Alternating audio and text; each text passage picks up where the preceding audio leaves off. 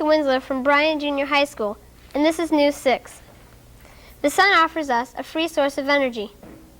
Our News 6 team visited the solar-powered radio station WBNO in Bryan. Here's our Glenn Bowen with that report. Using the light from the sun, our radio station WBNO joined the solar-powered age. On August 29, 1979, WBNO became the first commercial radio station to use solar power. Massachusetts Institute of Technology sent out 750 questionnaires to AM radio stations. Only 7 stations qualified for the project. A couple of stations were willing to use some of their own money. WBNO qualified because of the large field area located behind the station. A contractor built the solar control room. He also set up the 100 solar panels. The panels were set up due south to take in as much light as possible. The approximate cost of the whole project was about $300,000. MIT put up $50,000. The way that the solar panels work is quite simple. A ray from the sun, called a photon, hits a round cell and displaces a molecule. This displaces another molecule and the process continues. Altogether, this creates energy. The only problem that WBNO has had is that the step-down transformer will not function to the solar power.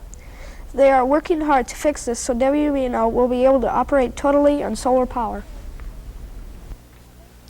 The 6th graders of Bryan Junior High are very interested in art. Jim Jolly has that story. Everyone has heard of pen pals, but have you ever heard of art pals? Our 6th graders have. In Mrs. Randall's reading class, the students have art pals. We corresponded with Mr. Supay's Defiance College students. Mr. Supay and Mrs. Randalls have had this arrangement for 8 years. This year we started our program on the 1st of February. We wrote our art pals letters introducing ourselves, and they in turn wrote back. We also made and designed a bookmarker and then a Valentine. Then they sent us St. Patrick's stories and we illustrated them. On April Fool's Day they sent us unusual cards which they had designed. The reason that we have art pals is so the college students know the art ability of students our age. They are to be future art teachers. We are looking forward to meeting our art pals personally and to taking a tour of Defiance College. Sports is an important part of education. News 6 reporter Aaron Perkins has a future story on our basketball team. The girls' basketball team in Bryan really started winning this year with a season of 17 wins and 2 losses. They took first place in their division. It all started a few years ago when girls' basketball started getting more and more popular. Since then, the teams have improved greatly. This year, Coach Mosier was surprised at how well the team was doing. She said that the team's best weapon was teamwork. The team members agreed. The coach has high hopes for next year's team. We feel 6th graders have a right to express themselves. Here's Glenn Bowen with the 6th grade editorial opinion. In our city, the people are debating on building a new high school and moving the junior high students into the old high school. Many people feel that this plan will work. Others feel that we just need a new junior high school to replace the old deteriorating one. It was built in 1903. A recent poll was taken of 100 6th graders to see how they felt about this subject. The results were 67% felt we need a new junior high school, 28% felt that we need a new high school, and 7% felt we should change nothing. In the months ahead, we will find out what happens. The candy industry is big business in Bryan. Jim Jolly brings us that report. Spangler's is the dum-dum capital of the world. Spangler's was started in 1960. At first it had a very slow start. It could only supply the income for 1 or 2 people. The building where it was started is now Hartman's Interior on South Main Street. Spangler's has 1 plant in Ohio, which is in Bryan. It operates on 3 to 4 city blocks on about 10 acres. It has a staff of 300 people. They make over 3 million dum-dums a day, or about 720 million a year. The most popular flavors are cherry and strawberry. The Dum got its name from the Akron Candy Company, which Spangler's later bought in 1953. Akron Candy Company had a hard time thinking of a name. They finally came up with the name Dum Dum, since the suckers looked like the dum-dum bullets used during World War I. Spangler's makes 15 different kinds of products.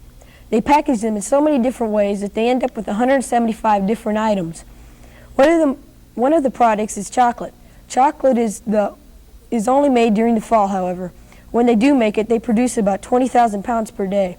The chocolate items include peanut clusters, chocolate brine drops, and fudge bars. Spangler's starts to make Christmas candy on February 15th.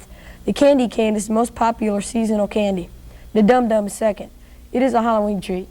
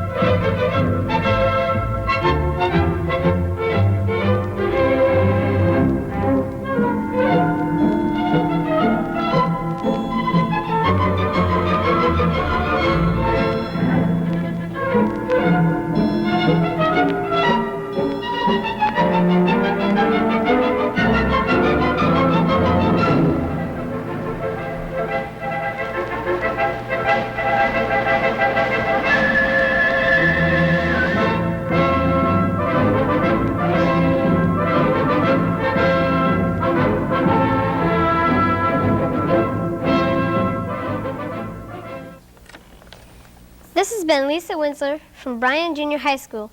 Thanks for watching News 6.